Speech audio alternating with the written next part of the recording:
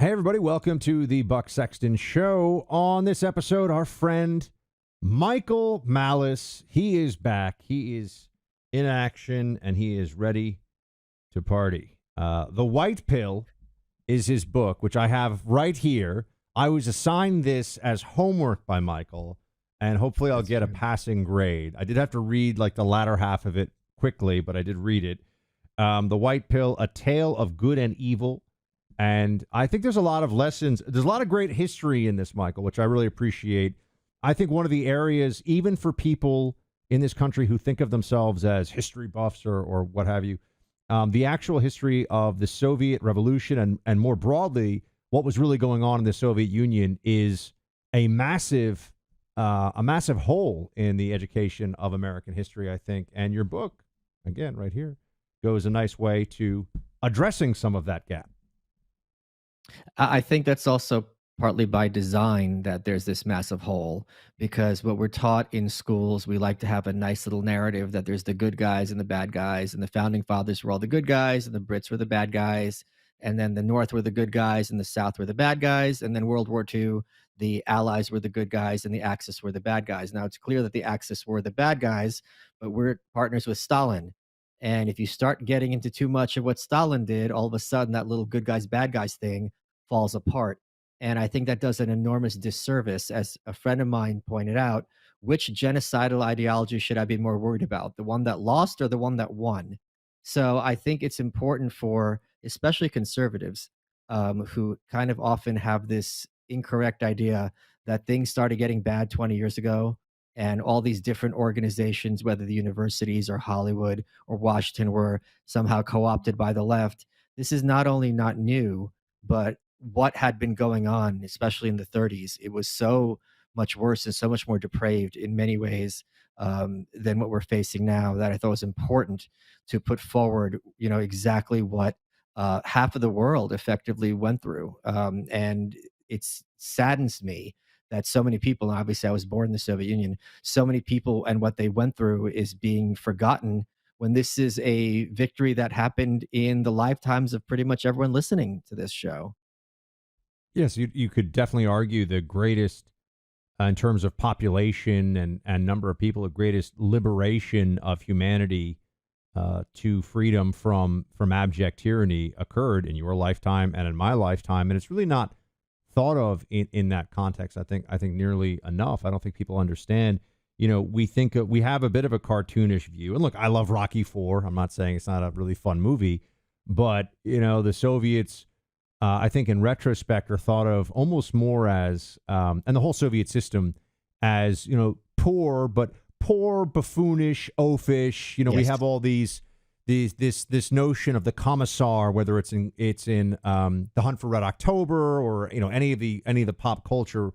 It's always some fat Russian guy with a bunch of medals on who's like, I'm drinking vodka. And it's like these people were actually sending women and children and everybody to effectively extermination camps in Siberia and to mass imprisonment and to mass torture. And it's not thought of in quite that way. And I think your book explores that. I also think it's important for you to continue to tell people, why is that, Michael? Why is it that there's always a soft peddling of the Soviet atrocity?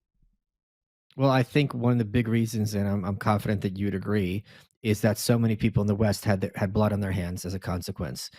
Despite what Politico and the New York Times might tell you in 2023, there was never a strong Nazi presence in the United States. This was not a thing. You had the Bund, but they were basically kind of marginalized and a joke.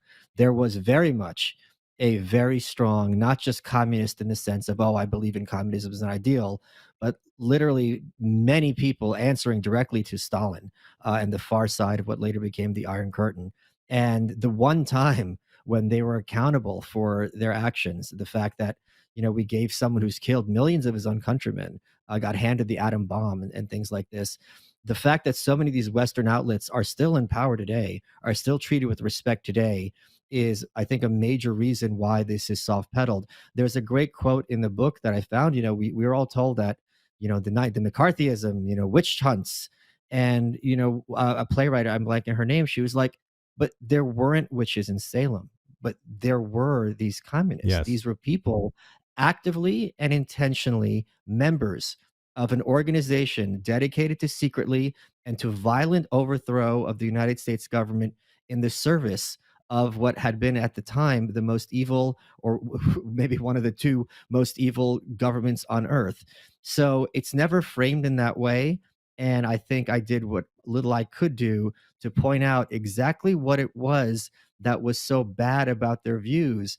It's not that they're just, look, I'm for equality and, Buck, everyone has to have a job and we need more housing.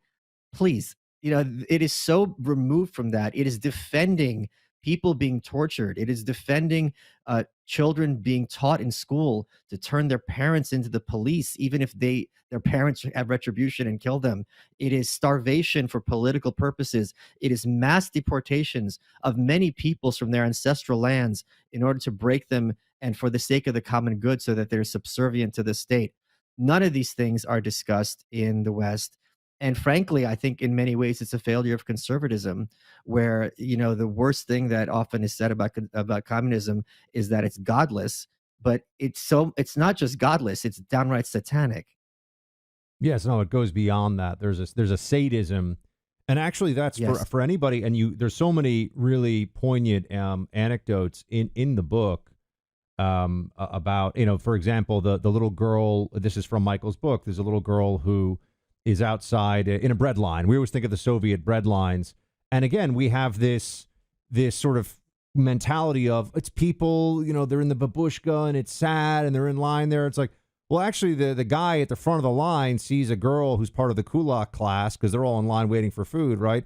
And hits her with a knife and kicks her in the stomach, and she dies right there. A little girl who's starving to death dies in front of everybody. And his response to this, as you write in the book, is, well, you never know where the class enemies are going to come from, right? Or there's some, this is another sign of the weakness of our class enemies.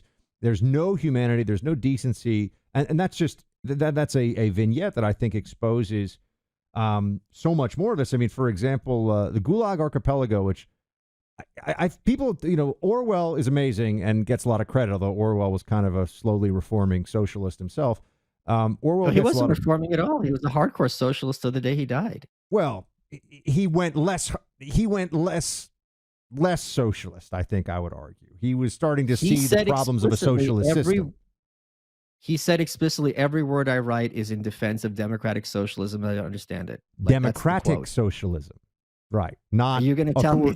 Yeah. Not well, I mean, but this is the game they play all the time. Like, what's the difference between Bernie Sanders and Stalin? One is democratic socialism and one is, socialism. So no, I do think that there's some game that maybe it's false, but there's a game that's played with the moderation of what the socialist intent actually is. Sure. And Orwell recognized that a truly empowered socialist state, now national socialist state, but that would be a whole other conversation too, created the horrors that he wrote about. Anyway, I didn't want to get into the Orwell discussion as much as I just wanted to say Solzhenitsyn, I think, is as important an author and is probably assigned in school, 1% as often, or 1/10 maybe as often. And Solzhenitsyn, I think, in the Gulag Archipelago, the thing that really strikes people is just how evil people in this system were willing to be every day, and it was nothing, and no one cares. Oh, it wasn't just they're willing; they were excited. This was their chance to have power over somebody else. The people who were arrested for political purposes were told explicitly, "You are lower than rapists and murderers because they're still people. You're an enemy of the people," and it was encouraged. And we see this still to this day in North Korea. You're encouraged to be cruel and vindictive and make them suffer because you're the good guys and there's something far beneath human. This was something obviously very mirrored in Nazi ideology. So it's extremely it's extremely disturbing when you look at historically what these systems mean in practice, right? Because there's this whole idea of what communism's great in theory but bad in practice. Everything's great in theory. What does that even mean? Like, what kind of idea is bad in theory? It is practice where you determine whether an idea is good or not.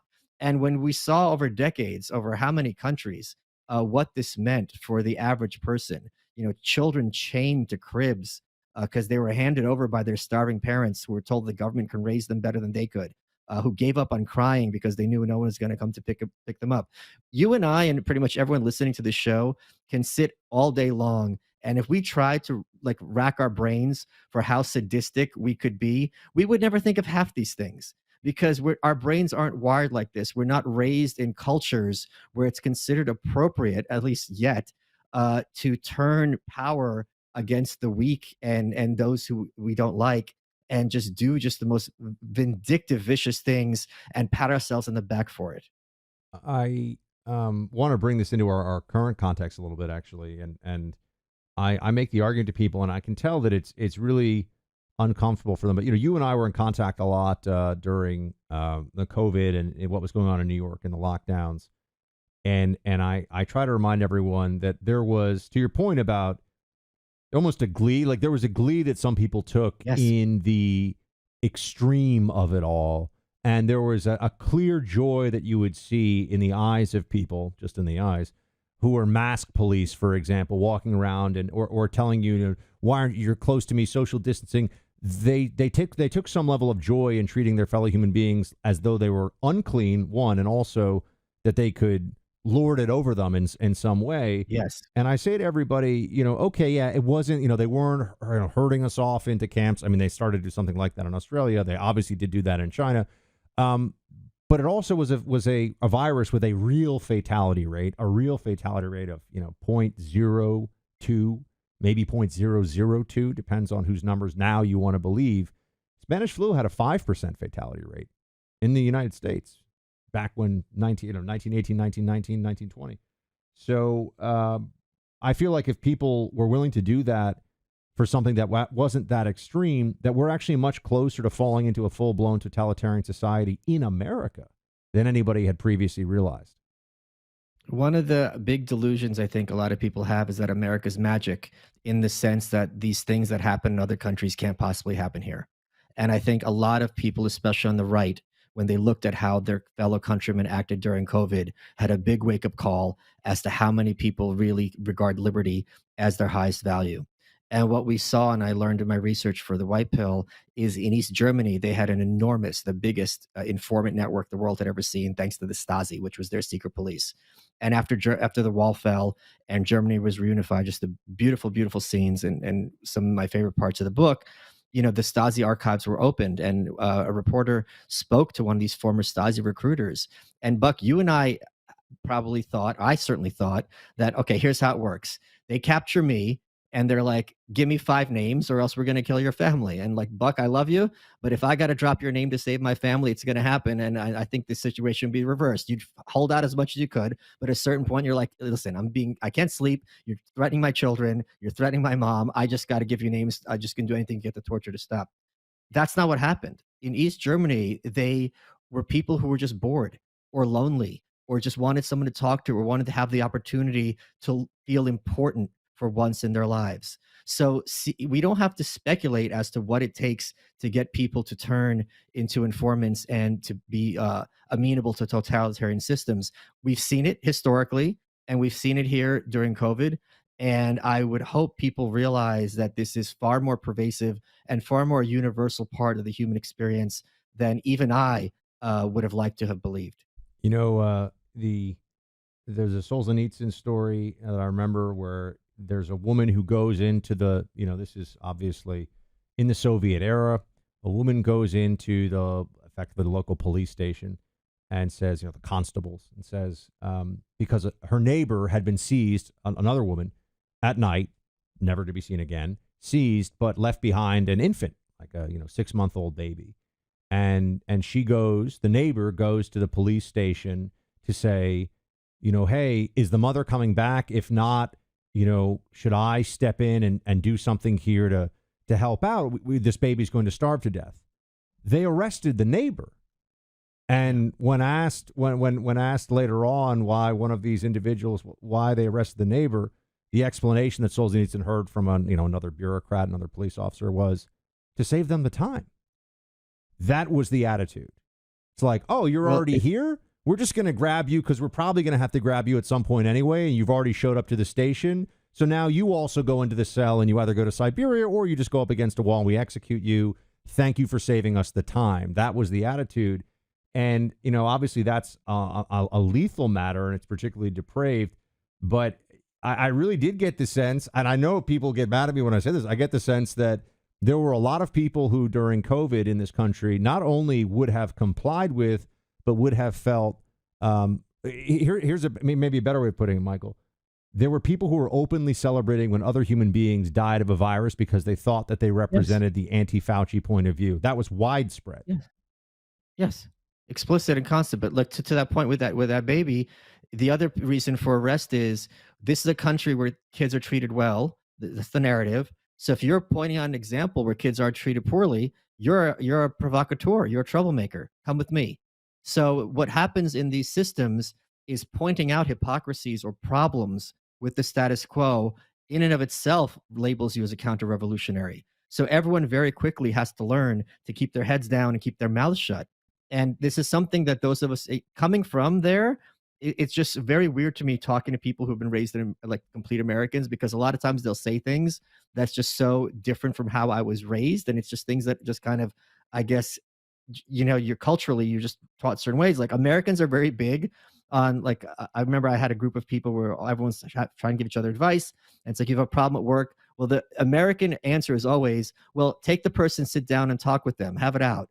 And for someone from a Soviet background, it's like, no. The first question is, well, what power does this person have? Because they might smile and nod at the meeting, but then they'll stab you in the back later. Are they going to, start a file on you? This is the kind of psychology that develops in these countries. And this is something Americans, I think, are thankfully very naive about how vindictive and petty small bureaucrats often can be. And sadly, I think some Americans are starting to learn the true nature of that. And a good example of this is when the parents were protesting about the stuff being taught to their kids, and now the parents were under investigation and being labeled as terrorists or being alluded to as terrorists. This is the sort of thing that Americans just never think of, but it's like, yes, the government will, if the government can arrest terrorists, very quickly, everyone who they don't like becomes a terrorist. Yeah, I'm somebody who, there have been two moments, I think, politically for me that have really shifted, you could say, my Overton window or my perception of the country and what we are up against. The first one was actually Kavanaugh. Not even because it's like, oh my gosh, the Supreme Court, so much is at stake, that the Kamala Harris was among them, that the most powerful voices in the Democrat Party and the Democrat Senate at the time were willing to clearly, erroneously, and without any basis in any fact or any reality, call a man a rapist in front of his family and the whole country just because they didn't want him to have a job. That means they do it to your dad. That means they do it to your brother. They do it to anybody and feel good about themselves too. It does not matter. It did not matter to them. And then with COVID as well, the immiseration of millions of people, the deaths of despair that occurred as a result, the businesses that were destroyed, the livelihoods that were ruined. I mean, we go down the whole list. Not only were there people going along with all this, and this was the part of it that really rocked me as a New Yorker. It's why I'm no longer a New Yorker. People thought they were happy. They were like, oh, we're great. We're the good people. The monsters thought that they were the heroes, Michael. That's the problem. But Buck, I'm going to push back a little bit, and I don't think you're going to disagree. The Democrats should have patted themselves on the back about Kavanaugh, because none of them faced any consequences whatsoever for what they did other than fundraising and being regarded as leaders of a movement. Chuck Grassley, who was either the chairman or the ranking member of the Judiciary Committee, has sent out press releases. I point out this story all the time, how he wrote letters to, I think, the Justice Department and either the FBI or CIA, demanding answers as to how Julie Swetnick, who had no connection whatsoever to Kavanaugh, who was claiming that multiple gang rape parties she attended, he was somehow responsible for. Avenatti, her attorney, went to jail. They couldn't get her on CNN fast enough. Grassley wrote a letter being like, what are the consequences for this woman? And in his press release, he's boasting that his letters for a couple of years have now been ignored. So when you have one party that is willing to do this, and the Republican response is, well, I'm going to write a sternly worded letter and no one's going to answer me and I'm fighting for you. When you have this asymmetry, of course, the incentives are always going to be as tyrannical as possible because there's no downside. I don't disagree with you. So you saw that one coming. But let me ask you, we'll take a pause, Michael, because I want to put in a word from our sponsor. But a question I want to put out there that you can think about and we'll come back to in a second. how close in ethos, how close in sentiment are the most radical elements of the Democrat Party in this country and your average Soviet commissar circa 1950? Just pick a time. But I want to come back to that in a second. Born from the tragedy of 9/11, the Tunnel to Towers Foundation has been honoring America's heroes ever since. Look, it's a really important organization that honors fallen and severely injured heroes and their families with mortgage-free homes. This year alone, hundreds of Gold Star and fallen first responder families with young children and our nation's most severely injured veterans and first responders are receiving homes. More than 500 homeless veterans received housing and services last year. More than 1,500 are receiving housing and services this year. Through the Tunnel to Towers 9/11 Institute, the foundation is educating kids in kindergarten through 12th grade about our nation's darkest day. Join Tunnel to Towers on its mission to do good. Please help America to never forget its greatest heroes. Join me in donating $11 a month to Tunnel to Towers at T2T.org. That's T, the number 2, T.org. All right, Michael, returning to our question, how close are the, not even the most radical, how close are the administrative elements of the Democrat Party in this country to the apparatus of the Soviets? I think I'm going to duck the question a little bit, but give you a answer you'll be happy with. I think the Democratic Party and the members of the Democratic Party are far more moderate and mainstream than the members of the corporate press. I had a poll on my Twitter once, and I said, if you had, these are two choices people watching the show won't like, but if you had to choose to be the Supreme Court and you had the choices were 9 random Democratic senators or 9 random members of the New York Times editorial board, which would you choose? And I think it was like 80-20 in favor of the Democratic Senate. The New York Times and all these agencies, they're the ones who are making the Democratic Party wag. It's not the other way around. And I'll give you an example that demonstrates this point. Let's suppose I'm a Democratic Party congressman. I hate Trump. I think he's the worst. He's praising white nationalists and charlatans, all the other nonsense, the whole rigmarole. Sure. At the same time, I don't think he committed any impeachable offenses. I think he shouldn't be president. He's terrible, so on and so forth. How could I go in front of my constituents as a Democratic congressperson when 24/7 they're hearing Trump-Russia collusion, Ukraine phone call, so on and so forth, and say, guys, he's horrible, the worst president ever, but that's not enough for impeachment? I would not be in that position. So that demonstrates who has the power on the left intellectually in this country. It is far more that the media, who is accountable to no one, as opposed to every day Mitch McConnell, Nancy Pelosi, and Kevin McCarthy and Chuck Schumer will tell you how the other person's terrible.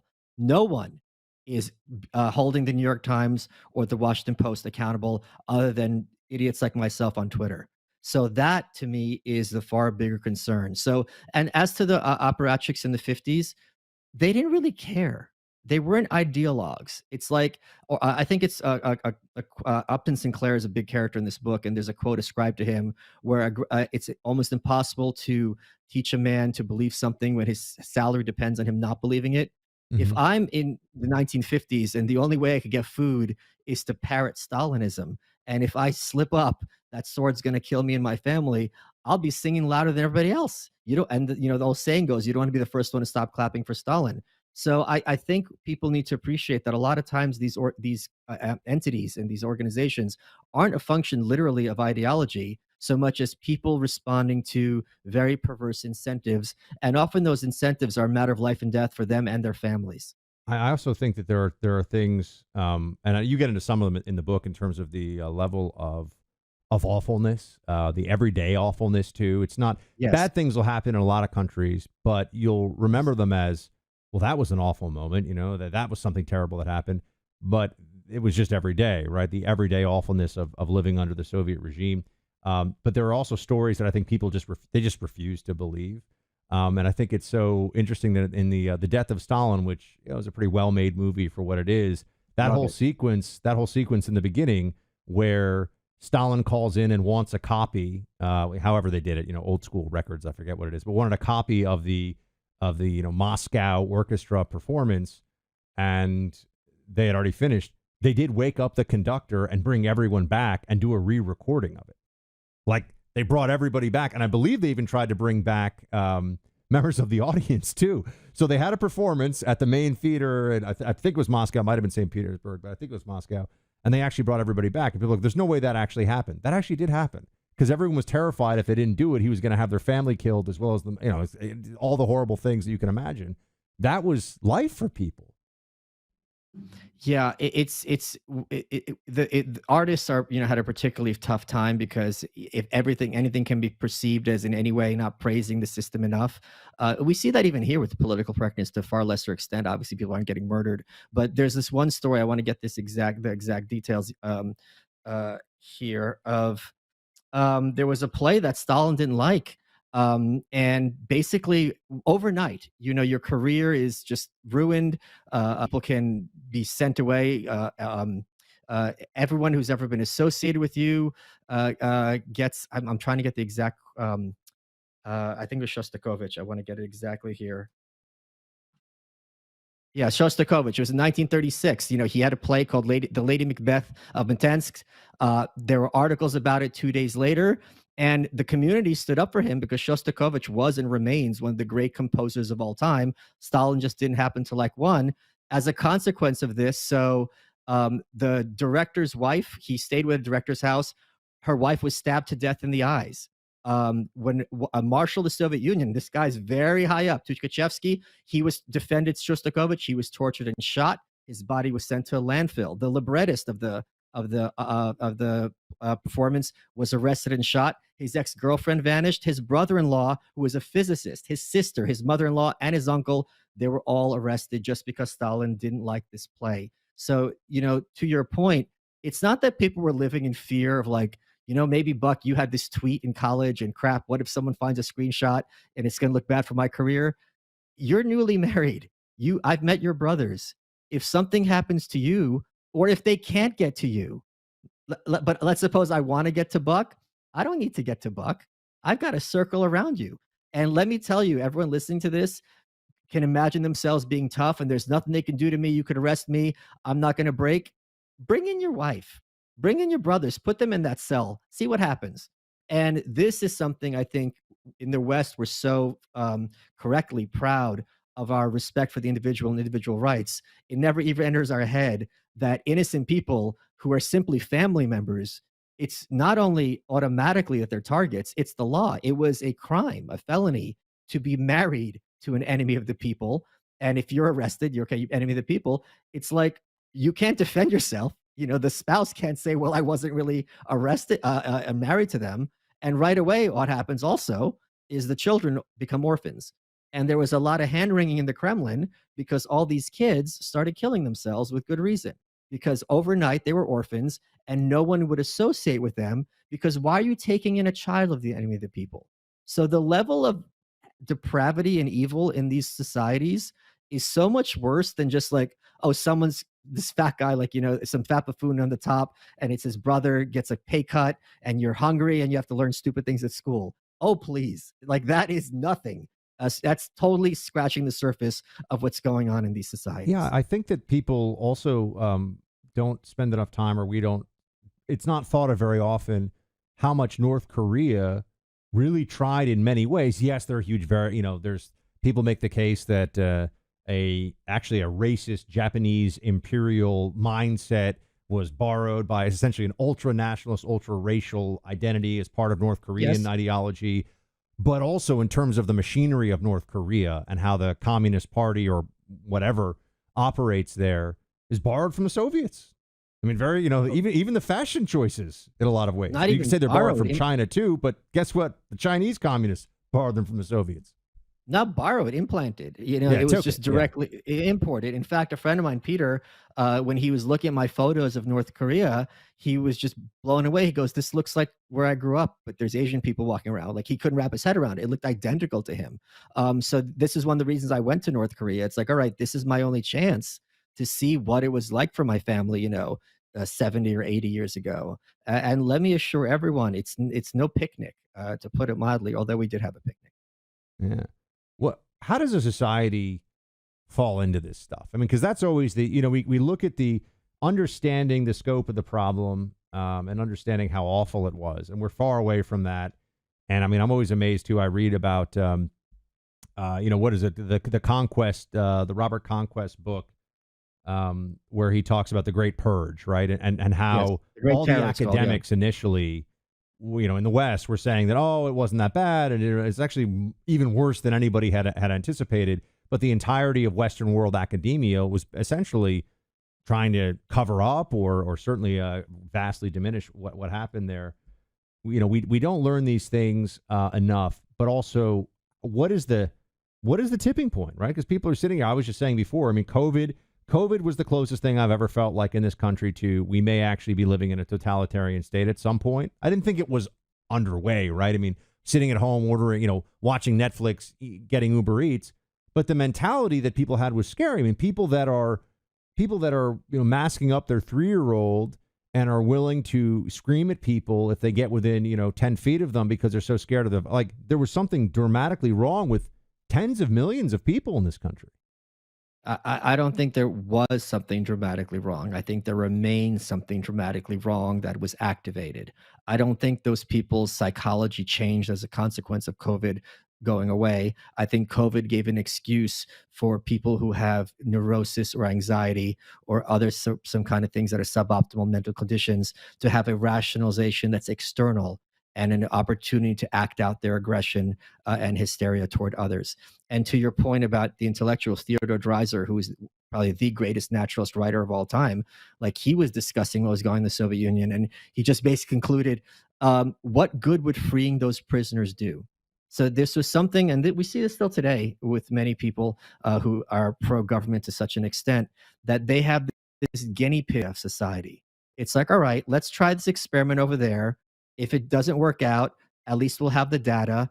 And Ayn Rand, who opens up the book with her testifying in front of Congress, she had this great quote. She was on Donahue in 1979, and he goes, "Why are you so harsh on these people? Like, why can't you just say that you disagree?" And she goes, "Because they don't hesitate to sacrifice whole nations." Like they don't. I think this is something Americans like don't really get the depth of evil. They don't care if literally millions of people die or are tortured or starved because they have this idea of how society should run, and there's nothing that's going to stop them from feeling important and having their worldview imposed on infinitely innocent people. And by definition, in their mindset, if you are opposed to their machinations, you are no longer innocent, and therefore whatever happens to you, it's your fault. I actually think you see that reality. You see flashes of it with a lot of the climate change stuff. Climate change is a religious belief now. I mean, they play all these games. You don't believe in climate change? You say, well, climate's been changing forever. Of course the climate's changing. Climate change is a religious belief. But you see it, though, because if you start to say, hey, you realize if we radically decarbonized, that there's still about 1 billion people, right, give or take, that are in pretty dire poverty globally. It used to be a lot more. The good news is that, global poverty is in the last 50 to last 75 years down by leaps and bounds. But there's still about 1 billion people. If you do this stuff and you were to actually enforce these rules about CO2, there would be a lot of people without enough food to eat. A lot of people would not only die of starvation, but just a whole lot more people die of the malnutrition and the other components of being able to live in a prosperous society, even if you don't die necessarily from lack of food. If you don't have enough food, your health is dramatically impacted, etc. Michael, they don't blink when they're just like, yeah, but I mean, we're trying to save CO2 emissions, man. Like, we're trying to save the world here. And I actually think people I think they're scary. I think they don't realize they're frightening, but they're terrifying in a way. Well, because there's no mind there. There was this, I forget which African country, but when the lockdowns were happening, there was one country where they're like, if we lock down, we die. We don't have fridges. We don't have stores of food. We're living hand to mouth. We need to go farm and get today's food. And basically it was like, we'll let them eat cake. So, what you're speaking of, again, I think it's so much more malevolent than people realize. And again, the reason why Americans especially don't realize how malevolent it is that there's an entire information superstructure designed in place to teach us since kindergarten that people are basically good, and that when people in power do bad things, maybe there's like some bad corrupt CEO or some mayor who's on the take, and Aaron Brockovich is going to come in and put him in his place. But for the most part, everyone sure makes mistakes, but no one is inherently evil. And if you think that they are, you're a deranged conspiracy theorist. And when you have this as your basis for evaluating politics and people in power and governments and so on and so forth, it's almost impossible to realize how little those in places like this value human life. And if the choice is between their position and thousands of people suffering, horrors, it's almost a joke to them. It's like, well, what's the catch? You know what I mean? Like they don't, if anything, they feel powerful that they can wave their hand and have so many people kiss the ring. Well, this is, I mean, again, another area that I think illustrates this really well, is the very obvious positioning of really well off to very wealthy white liberals on things like police. Especially And I know you're not a big police females. guy, but on No, especially females. yeah, on issues of criminal justice. I mean, if we do have a population that is not supposed to be policing itself, which is what we do, even though we do have some, people caring, the notion that you would condemn people living in high violence, 90% plus minority neighborhoods to living with even more violence, so that you can go to a Nancy Pelosi fundraiser and then hang out with a bunch of like producers for Netflix shows and have your Chardonnay glasses and feel good about yourself. They do not care. Even when I try to explain this to libs who are very, who think that they're very attuned to things, when I tell them that your BLM marches and you're giving money to these organizations and all this stuff makes you feel good, there will be more people who are dead because of what that position is. They do not care. It does not affect them. Look, the whole Democrat Party, it doesn't affect them until it comes time for elections. Then all of a sudden they pretend that they never said these things. I'm going to say something about the police that I'm sure you're going to agree with. My problem with the police is things like Kenosha, where not only are they refusing to do their jobs, which is in and of itself a problem when, massive unrest is happening and police things are being torn down, it's that they were punishing people who were trying to do their jobs for them. Kyle Rittenhouse, when he turned himself in, was pepper sprayed by the cops. And then they put him a show trial. If they had their druthers, he'd be in jail for life. And even if he got off, there's no one who's listening who can tell me that being arrested and having the death sentence over your head isn't a traumatic experience for literally anybody. So that's my issue with the police that I'm sure you're going to agree with. That's the problem. No, again, I don't disagree with that either. I actually want to take a moment here for capitalism, Mike, if I can. The MyPillow 2.0, which is amazing. I've got them here at home.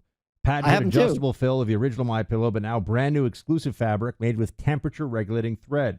This stuff is great. I love it. Carrie loves it. We're sleeping on our MyPillow 2.0s every night. The softest, smoothest, coolest pillow you'll ever own. The MyPillow 2.0 comes at a great deal right now. Buy one, get one free for a limited time when you use promo code BUCK. That's promo code BUCK. MyPillow 2.0, like I said, temperature regulating thread, 100% made here in the USA. MyPillow comes with a 10-year warranty and a 60-day money-back guarantee. So go to mypillow.com, click on the Radio Listener Square, get this buy one, get one free offer in the MyPillow 2.0. Enter promo code BUCK, that's promo code BUCK for the MyPillow 2.0. And you know what happens when you get the MyPillow? You get a free copy of Mike Lindell's book called From Crackhead to CEO, and it's a lenticular cover, and it changes from his crackhead face to his like professional smiling CEO face. It's really cool. I have a copy of it here. Yeah. Oh, yeah. It's amazing. Yeah. Mike is an incredible American success story. I mean, when you think about, when you think about a crack addiction, which short of opioid addiction is probably one of the very hardest, I think, to beat. That's because it's so good. They're not using crack because they don't like it. I mean, look, the opioid receptors in the brain. There's apparently nothing. And this is why it's so dangerous, right? There's nothing that feels. And Mike has been way too. I'm talking about Mike Malice, by the way, for anybody. Mike Malice has been way too well behaved this whole interview, by the way. He's had his thinking cap on, talking history. Am I wrong though? He hasn't said anything yet to just intentionally try to get me in trouble, which is one of his favorite games. Because then I go, because if I don't say it, he says something and I go, oh, I keep going. And then I get my people who are like, well, how could you let him say that? I'm like, it's Malice. Buck, if you started smoking crack, your dad could become president. Well, ever think about that? I did not think about that until now. And that's actually an interesting point. Also, Hunter Biden, by the way, you'd think like kind of a spoiled, connected kid. Crack is not usually the option. No. That's not, Yeah. It's such a low class gutter drug. And the guy has money. And he's trashy, but not in the crack trashy way. You would think he'd be a junkie, maybe a cokehead. It's I don't know what's going on in that household, but it's very rare that these children of privilege become crackheads. Do you, Hunter Biden, do you think he's going to get, that's who we're talking about here. Do you think he's going to get prosecuted? No, I don't think there's ever consequences for Democratic Party people. All the consequences almost never go one direction. And I'll give you, Clay and I have an on-air bet over this. I was like, Clay, he already owes me one steak dinner, and he has doubled down because he said last year Hunter Biden's going to get indicted. I said, Clay, that's crazy, and we bet a steak on air. So this is all very public. Everyone knows. I won. Now he wants to do a double, and I'm like, how many steaks? I mean, fortunately, Clay's got plenty of money, but I was like, how many steaks of yours am I going to take? The one who got put away, two of them, Rob Blagojevich, and Kwame Kilpatrick, I think Kilpatrick was the last name, both went to jail, and Trump commuted or pardoned both of them. So not only do the Democrats never go to jail, when the Democrats do go to jail, the Republicans let them out. You just reminded me, actually, since I want to just start getting people angry at me and get in trouble here. What happens in the Republican election? What happens in the primary? What happens in the general 2024? Given where things are right now, what do you see happening? I think it's going to be. I'm shocked to what extent Trump is going full bore against DeSantis this early. I think he only knows how to do offense, which is not a bad thing. I'm very much for doing offense. I think he is in a lot of trouble because it is now there's an excuse for me, if I'm Facebook, if I'm CNN, Fox, to be like, the guy fomented an insurrection, I can't give him airtime. So this is the first time, I think, in like recent history where there is some kind of corporate explanation for not taking a candidate's money. And that is something that's a real big handicap. He used Twitter to get elected president. For him to leave that money on the table, to me, I'm not his advisor, obviously, seems crazy. And I'm also... I think people underestimate that the biggest issue Trump is facing, in my opinion, in 2024 is the Republican Party establishment. And here's the other thing: if he became president, Mitch McConnell would team up with the Democrats in 2 seconds to get him removed from office, and they'd have those 67 votes quite easily, in my opinion. Wow, interesting. Am I wrong? This one, because man, I'm even honestly, never mind 2016, 2022 makes it feel like any prediction can be. It's just it's a fool's game. Do you that Mitch McConnell cares far more about his relationship with Chuck Schumer and Joe Biden than he does about the people of Kentucky? Yes, for sure. Yeah. Yeah. No, that's very true. So you think Trump probably wins the primary against DeSantis?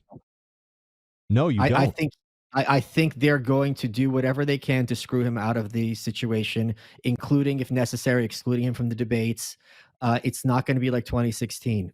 And I also think they've been successful in making him radioactive enough that it's going to be very hard for him to hire quality people. Because think about it. If I've got a good resume, right, why am I ruining my life for the sake of this guy who, once the campaign's over, if I quit, he's going to go on Truth Central and talk about what an idiot I am.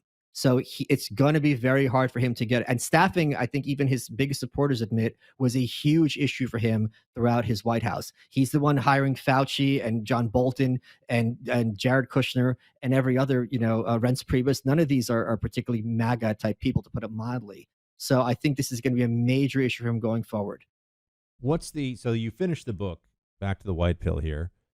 And it's this way we can bring our discussion to a close this time until you invite me on the Michael Malice show, which has not happened. I don't think it's happened since COVID. I'm just going to call you out right now. I don't think I've been on. Well, Malice. I try to have likable guests. Wow. See? That's what he does. I'm just going to tweet that clip out. So everybody be like, see, he's so mean. And people would actually see it. Yeah. I'll retweet it. So the white pill, you say at the end, is effectively that while it is not guaranteed effectively that we have to lose to tyranny, we can fight, right? We can keep fighting. So what does that look like for us here? There's a lot of people in the West and in America who thinks America's a wrap, that it's doomed, so on and so forth. One of my biggest points is, how do you look at Mitch McConnell and Kamala Harris and Joe Biden and John Fetterman and say to yourself, I can't beat these people. They're too important and smart and powerful. When you put it in those terms, you realize what an absurdity it is. And something that you and I completely in lockstep agreement are is that if there's any glimmer of hope for a better future for ourselves and our families, we have to do whatever we can to fight for that future. Even if, we lose, at least when you meet your maker, you could be like, I did the best I could with what I had. And there are so many forces, especially in the Republican Party, who want you to settle, who want you to compromise, who are like, guys, grow up, be rational, be realistic. None of this is going anywhere. You have to work within the system. And this is just always how it's been. Those people are the most dangerous ones because they're the ones trying to get you to get down on your knees voluntarily instead of being forced to. The White Pill is the book, The Tale of Good and Evil. Michael Malice tells a good tale. Good to be with you, sir. Thanks for hanging. Always a pleasure, Buck.